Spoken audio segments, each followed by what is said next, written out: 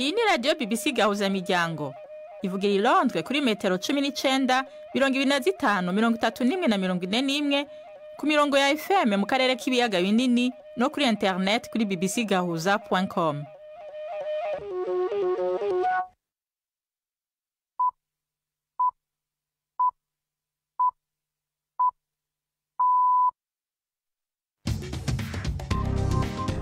Ubu ni saa 10 n'igice ku isaha mpuzamakungu ya GMT, isaha 12 n'igice mu Rwanda no mu Burundi, muri kumwe na Nina Iradukunda. Ndabahemiriwe n'ikaze abakunzi ba BBC Gahuzamiryango. Izi ni ingingo z'amakuru yo kuri uyu munsi wa kane tariki 17 z'ukwa kane mu 2025. President Trump yaneguye bikomeye umukuru wa banki nkuru ya Amerika Jerome Powell asaba ko haba ivyo yise kumuheraheza kuko yaracerewe cyane kandi ko yibeshe kubijanye no kugabanya inyungu ku ngurane. Tanzania yagabishije ko izohagarika ibirimwa byose biva muri Malawi na Afrika y'Epfo nimba ivyo bihugu bibiri bidakuye ko inzitizi z'ubudandaji ku bicuruzwa vya Tanzania ku munsi wa gatatu uza. Volodymyr Zelensky yasavye ibihugu by'Abasomambike na Ukraine kongereza igitutu ku Burusiya kugira ngo intambara ihere. Tubafitiye n'igikino c'urunana. Aya makuru ahagarariwe na Jacques Niyitegeka.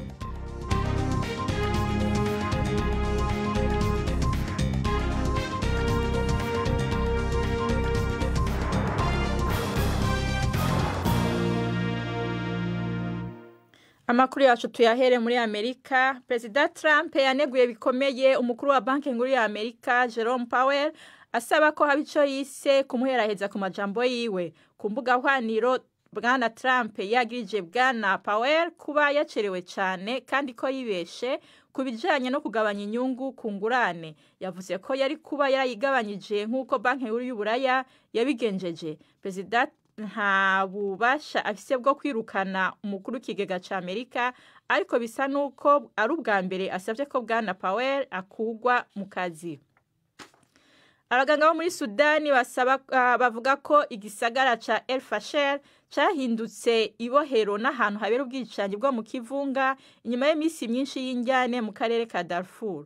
Ishiramwe ry'abaganga bo muri Sudani rivuga ko nta hantu hatekanye ku basivile kandi ko amazu, ibitaro, imisigiti n'amashuri vyibasiwe n'ibitero by'abagwanyi bitwara gisirikare b'umugwi wa Rapid Support Forces RSF umupfunyafunyo. Imigwi y'abaganga n'abakozi b'abakorerabushake bavuga ko abasivile barenga 50 bishwe mwitana mu mitwe riherutse kuba hagati y'ingabo za Sudani n'abagwanyi ba RSF. Tanzania yagabishije ko izohagarika ibirimwa vyose biva muri Malawi na Afrika y'Epfo nimba ivyo bihugu bibiri bidakuyeho inzitizi z'ubudandaji ku bicuruzwa vya Tanzania ku munsi wa gatatu za. Leta ya Tanzania kandi ivuga ko izohagarika ibicuruzwa biva muri Malawi na Afrika y'Epfo bica ku gataka kayo bija mu bindi bihugu harimo n'icambu ca Dar es Salaam gushika ayo mategeko akuweho. Ni inkuru ya Alfred Lastek muva mu ijwi rya Prime ndi ku Magenge. Iryo gabisha Tanzania irigize inyuma yaho Malawi ifatiye ingingo ko atabicuruzwa bivuye muri Tanzania bisubira kwinjira muri ico gihugu, harimwo ibifu n'intete vy'ibigori, umuceri, ibitoke na tangawizi. Umushikiranganje wa Tanzania ajejwe uburimyi Hussein Bashe mwitangazo yasohoye ku rubuga X yanavuze yuko Afrika y'Epfo ibandanya kandi kuzibira ibitoke bivuye muri Tanzania nubwo haciye imyaka babiganirako. Bashe yavuze ko ingingo yafashwe ari yo gukingira abarimi n'aborozi ba Tanzania no kugira ngo habe ubudandaji atawe burenganya mu karere. Yavuze ko Tanzania izonahagarika kugurisha ifumbire kuri Malawi hamwe itovanaho izo ngingo zibuza ibidandazwa vya Tanzania kwinjirayo. Abadandaza bo muri Tanzania bategetswe kudasubira kurungika muri Malawi pome n'imicungwe bivuye muri Afrika y'Epfo.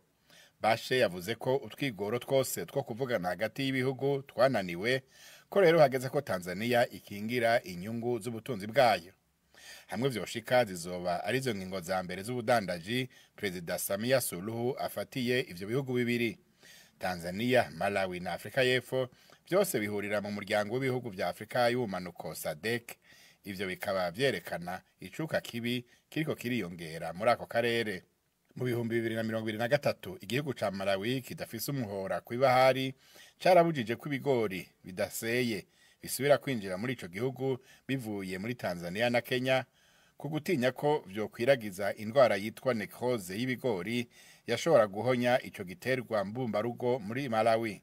Kubw'ikigo ca Tanzania c'ibiharuro vy'ibiba mu gihugu hagati y'umwaka wa 2018 na 2023 ibicuruzwa biva muri Tanzania vyinjira muri Malawi vyarongerekanye ku rugero rwa 25 n'igice kimwe kwijana buri mwaka, amafaranga ava ku miliyoni 70 n'ibice 4 mu bihumbi 2018 ashika ku miliyoni 215 z'amadolari mu bihumbi 2023.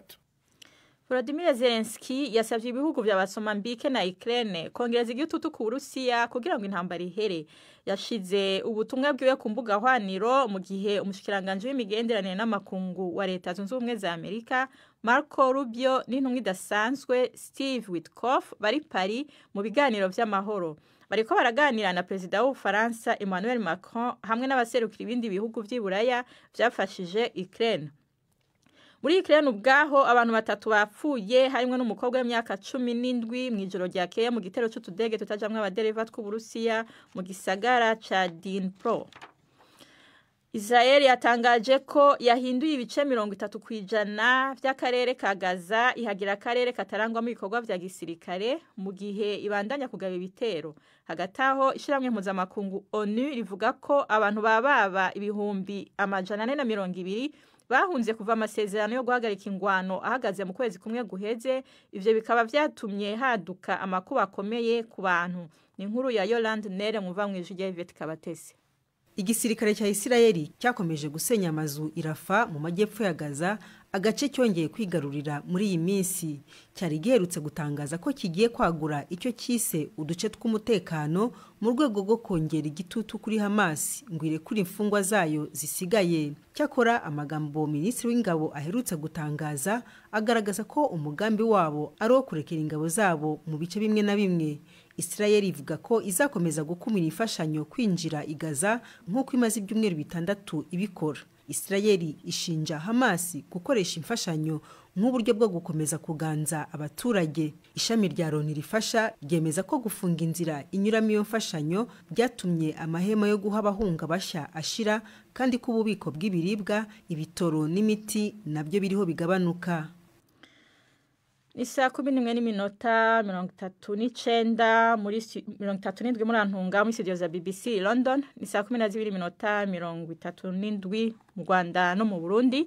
Aya makuru murayumva no kuri Kisoro FM mu manuko bwa Uganda, kuri Radio Homoriza mu Burundi, ku rubuga rwacu rwa Facebook live. Makuru yacarabandanya nyuma y'akaruhuko gato.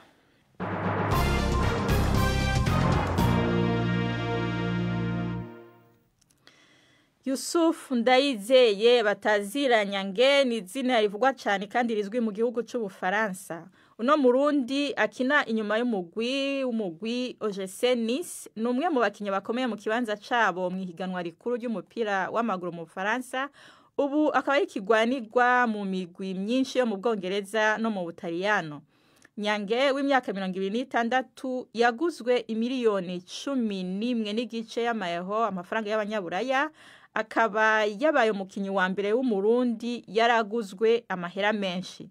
Yamara vyose ntivyamye vyoroshe kuko yaciye mu buzima bugoye, harimo inzara, ubukene no kubura ivyankenerwa mu bwana bwiwe. Mugenzi wacu Alain Majesté Barenga yamusanze mu gisagara ca Nice mu Faransa, maze adutegurira inkuru ikurikira.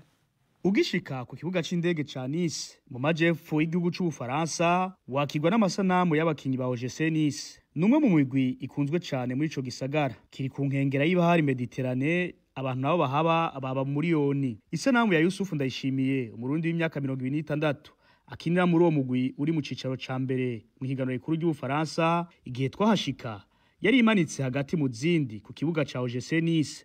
Uwo mukinyi wa kera wa Aigle Noir y'Imakamba ari mu bakinyi beza bazibira mu higanwa ry'Ubufaransa. Yamara yatubwiye ko yakuriye mu bukene, aho byashika akanabura n'ico afungura, atawarazi ko yo barurangiranwa mu mupira Buraya. Bilikuwa vigumu mais en general monsieur byari bigoye. Muri rusange twebwe dukina umupira muri Afrika tuba dukenye. Aha mu Burundi usanga tuba mu makartie ya Buterere, Cibitoki, Buyenzi, Bwiza, turazinanye ntaco dufise turakenye. ubuzima buragoye ariko igikuru ni ugukora n'umwizero no gusenga Imana kuko igihugu cacu nta bakinyi b'icitegererezo dufise dukina ata myambaro dufise tuja gukina umupira w'amaguru ata n'ibirato dufise aho tuja gutira ibirato vyo gukina mu bagenzi bacu ndibuka umunsi umwe naja gutira ibirato mugenzi wanje naronse umurugwi wo mu cicaro ca kabiri ariko aranyima ana ekipe nandaza mu deuxième division akaninyima Nyange nkuko bamutazira abagenzi biwe n'abakunzi biwe asaba akiri bato bari mu nkino kutihebura kuko vyose bishoboka. Naangalia nyumbani, naangalia maisha nyumbani. Nararaba uko dukenye muhira naho ntabivuga nivyo vyatumye nkora cyane nubu hari aho nsubira muhira nkaraba ivyo ndabagejeje ko nkumva mpimbawe nibutse ubukene twari dufise nkibaza nti mbega ni jewe nabakuye mu bukene kubera umupira nubu nca mbona ko ntarashika ngaca nshiramo inguvu nyinshi naho nshima Imana ivyo ngezeko simpengeshanya gukora n'abandi ntibacika intege ndazi ko hari abazobabwira ko badashoboye umupira ariko ntibizo baca intege kuko na jewe harabambwira yuko atacu nzovamwo mu mupira ariko abambwiye gutyo ubu nibo bankeza ko bansengeye urundi rwaruka nkanje ndasaba ntibihebure cyane cyane barabe ubukene abavyeyi babo bafise bibatera umwete wo gukora cyane kugira babakure mu bukene kuko ibikorwa vyacu nivyo bizokura abacu mu bukene usiacha mifanye kazi jo kusanje maisha yako yetu c'est possible. Ndayishimiye Yusuf avuga ko indoto ziwe ari uko umugwi seruka yagihugu uburundi asanzwe akinira woshika kure mu gikombe ca Afrika. Ikindi cifuzo ciwe no gushira uburyo mu gufasha impano z'ugwaruka. Ndio niko na miaka ndacafise imyaka 26 indoto zanje no gukina igikombe ca Afrika cyo mu 2027 nzoba mfise imyaka 28 ngomba gukina ibikombe vya Afrika bitatu bikurikirana nkinira igihugu canje c'u Burundi izindi ndoto mfise no gufasha bakiri bato cyane urwaruka ahambuze urwaruka mbavuze abakinyi abaririmbyi nabigisha ijambo ry'Imana ntegerezwa gushiramwe uburyo ndabafashe kuko nimba nshitse aha nuko harabamfashije ntasaidia wengine. Yusufu Ndayishimiye mu mwaka uheze akaba yatowe mu bakinyi 10 bambere beza b'abanyafrika bakina mu higana ry'Ubufaransa bahatanira agashimwe kitiriwe umunyakamerune Marquis Vivien Foe gatangwa buri mwaka ni radio y'Abafaransa RFI mu gisagara ca Nice mu majepfo y'Ubufaransa Alain Majesté Barenga. Amerika na Somalia vyagavye ibitero vy'indege ku bagwanyi ba Al-Shabaab mu ntambara yo gushaka kwigarurira igisagara gikomeye kiri mu buraruko bw'umugwa mukuru Mogadishu. Somalia ivuga ko abagwanyi 12 b'umugwi wa Kisilamu bishwe i Adaniabal harimwo na bamwe mu barongozi babo bakuru. Al-Shabaab yari yagavye igitero kuri ico gisagara mu ntango z'iyindwi. Uwo mugwi ugenzura ibice binini byo mu manuko no hagati muri Somalia maze imyaka hafi 20 ugwanya leta. Haya ni ibitero by'abajihadiste beruka kugabwa harimwo n'ivyagabwe kuri kurikirane rw'imiduga igendanira President Muhammad. Imbere yo kuja mu kino c'urunana ndababwire ko sentare ntahinyuzwa y'Uburusiya yahagaritse izitizi zari zarashiriweho abatalibani ivyo bikaba bigiye kuba intango yuko uwo mugwi ukugwa ku rutonde rw'imigwi y'iterabwoba. Iyo ngingo ntivuze ko uwo mugwi wemewe icese ariko vyerekana kwiyongera k'ubucuti. Bivugwa ko Moscow iri kwirategura gukoresha Afghanistan nk'ikibanza gicishwamo gaze kandi President Putin yise abatalibani abafasha mu kugwanya iterabwoba. Uburongozi bw'Uburusiya canke Kremlin bwarakiriye intumwa z'uwo mugwi inshuro nyinshi mu myaka bikenya iheze. Ubu numwanya w'igikino c'urunana.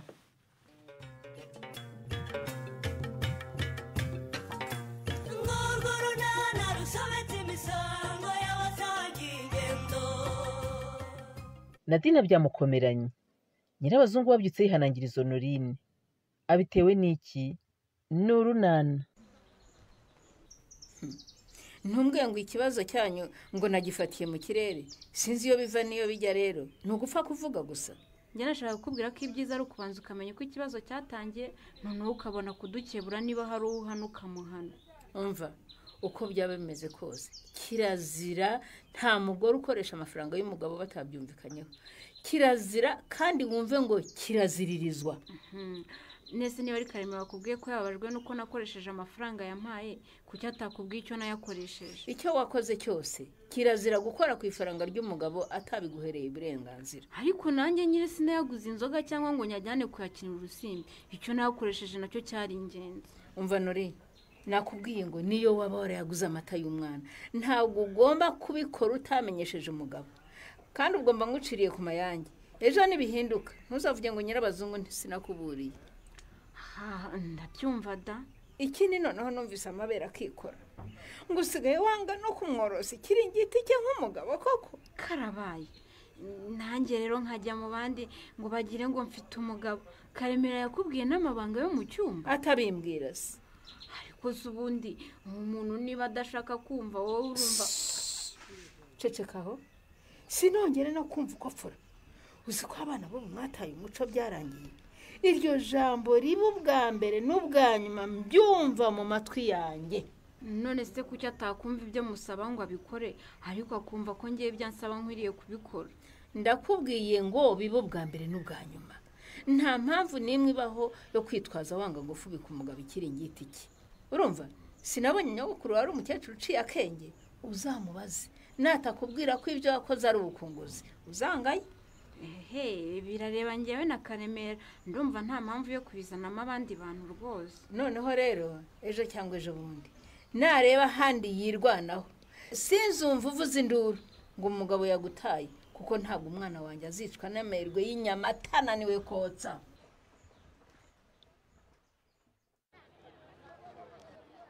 Shana dinga wari ufata umwanzuro. Turakomeza kuzenguruka cyangwa tundi twishyuye turi mu isoko dutahe? Buriya se tugure turadusura ubeti cyangwa tugure kare agapantaro n'agapira? Shingiye nabonye udusore two twiza pe kuko niko dushyushya umwana cyane. Ariko na kare agapira ni keza mujye. None si byo mu isoko byose urashaka kubigura? Bahora n'iki? Ni ikibazo nyine guhitamo byangoye. Ntabwo rero twirirwa mu isoko ngo turiraremo na di. Fata umwanzuro rwose pe, sibyo? Reka nkore kuko tugiye kubigenza mujye. Reka tukure cya gikapu cy'ubururu. None imyenda dutwe turadusura ubeti. None dukatuze tureko kare agapira na kare agakabutura bakatuduhera bitatu. Sibyo? None ko amafaranga yo biyamaze na di utaragura ibigo. Baba we uzajya umweka mu ngoti yanga nyirabasare. Umva ntituragura nitiguma n'umutaka koko mbega we ibi ni biki? N'umutaka mujye. Yewe uzi ko nanjye umutaka nawe ukagana di. Baba we ko tutarawugura. Ahubwo se kumva ntacyo dufite. Mujye ko numva agasari kamfashe bigenze bite? Rya kandi yazugura shonje na di. Oya ntabwo ari inzara. Numva bihindutse. Ahubwo mba reka mbe nicaye hano twumve. Oya wikwicana di. Reka mbe nicaye mujye mbabarira. Ihangane tugure ibyo tugura rwose na di dutaha uruhukire mu rugo sibyo? Ayiwe birakomeye mujye we. Ayiwe birakaze pe ntabwo ari ibisanzwe pe. Ego mana. Ayiwe mujye. Reka mbe nicaye hano gato turakomeza duhaye nyuma. Oya wikwicana di. Werekana cyane mu isoko ihangane tugura ibyo tugura ahubwo dutaho uruhukire mu rugo. Ayiwe birakaze mujye we hagari ibisanzwe pe. Ego mana yanjye ayiwe mujye. Ayiwe reka nicare hano gato turakomeza duhaye nyuma maze kugarura akabaraga mujye wenda apfuye.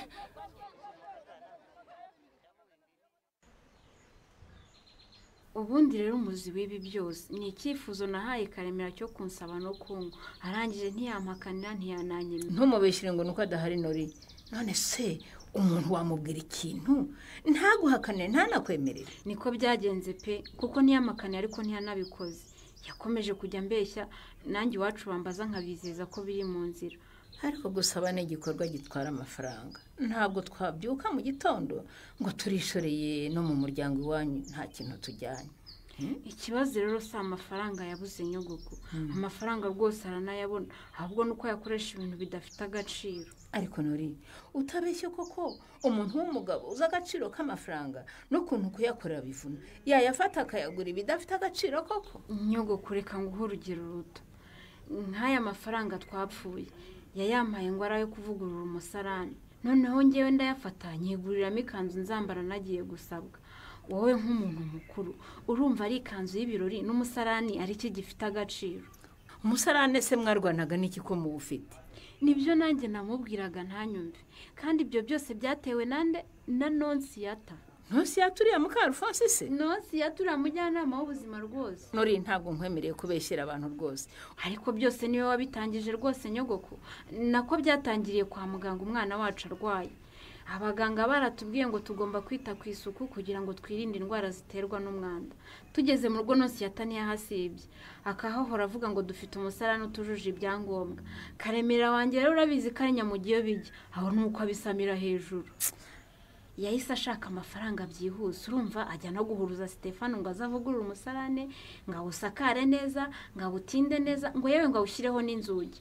Nanjye ndebye amafaranga tugiye gupfusha ubusa mu misarane, mba nyiguriyemo umwenda da. Wenda akabazo kajemo nuko mutabyumvikanyeho, ariko icyo gusabwa cyo nanjye no kuri ndacyemera. Ntiwumva rwose nta mugabo gutunga umugore atasabye. No kwasobuke buriya ntabwo bakubaha nkuko bubaha umukwe wakoye zigashimwa. Nibyo ratanyogoko. Uriya Karemera we ntaba yitesha agaciro iyo arebye igihe maranye nawe atarajya kunsaba iwacu. Oya birakwiye cyane. Tugomba kujya iwanyu bakatumenya, imiryango igakomeza kubana neza iziranye neza cyane. Na ba marume bakamenya umugabo wanjye, na ba mama wacu n'inshuti zanjye n'abaturanyi bose bakamumenya. Aha, ibyo bimparire humura ndaza kubikurikirana kandi humura ntibizatinda.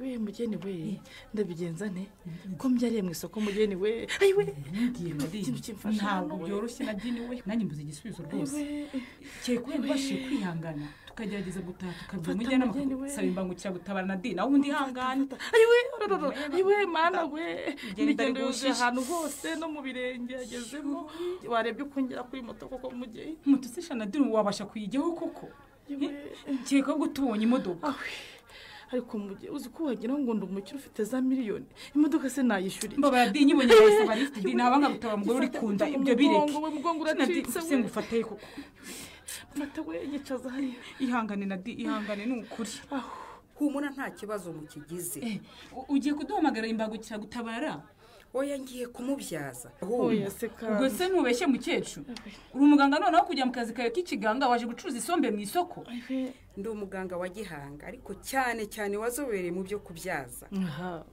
mwigire impungenge uyu mubyeyi ndamufasha pe ahubwo ni mukure hano kwibaraza tumwigize mu iduka ry'uyu mugabo Rukara nta kibazo agwa neza ntabwo yanga ko umubyeyi aruhukira mu iduka rye none se kubyaza warabyize mukecuru ese ko munshidikanyaho kandi nshaka kubafasha bose mushira impungenge kubyaza uretse no kubyiga bindi no mu maraso kuko ni umwuga w'umuryango ndabyaza mama arabyaza nyogokuru yarabyazaga we yari namubi cyane yigeze kubyaza inkuba abantu bavuze induru mubyeyi ubufasha bwawe ndumva ngiye kubwanga niba ushaka kudufasha rero reka tube ko twamugeza kwa muganga byazwi n'abaganga babyigiye none se ubwo urumva ngewe ngiye gukora ibyo ntazi cyangwa urakeka ko yari we ngiye kwigiraho wenda ushobora kubizi cyangwa utanabizi ariko hano mu isoko nta bikoresho bifite isuku rwose byo kubyaza wahitwaje ibaze umubyaje ukamwanduza izindi ndwara zitewe n'ibikoresho wakoresheje bidafite isuku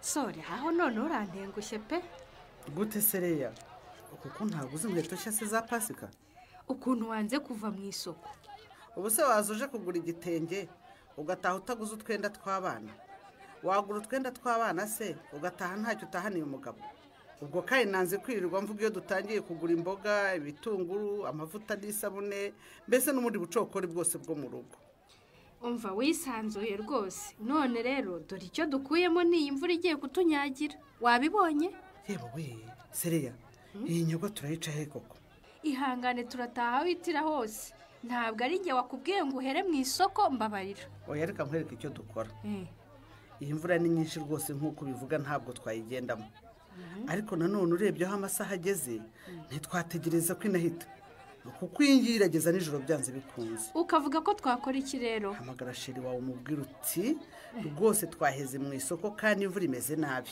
urumva uti turwaneho rwose duhera ifuti ibyo uvuga nibyo sori ubundi satantwaye mu mvura nk'iyi ngo ayinkize yaba amariye icyo ubundi reka muhamagare Yes, Leia, how are you? I'm fine, Chris. Wowe se umeze ute? Urebye ndaho nta kibazo. Imvura niyo mbona imeze nabi. Shagewe ndabona atari byiza cyane. Imvura imejeje mu isoko pe. Wagiye utinze? Shana nari nagiye gushaka utuntu twa Pascal. Ubwo rero imvura ifatirayo none nabuze uko nta. Nibyo koko imvura ni nyinshi. None se sheri wanjye ndabizi rwose muba mufite akazi kenshi ariko nyine nari ndimo mvuga nti bibaye ntacyo bigutwaye ubu ntiwanyaruka ukangeza mu rugo koko.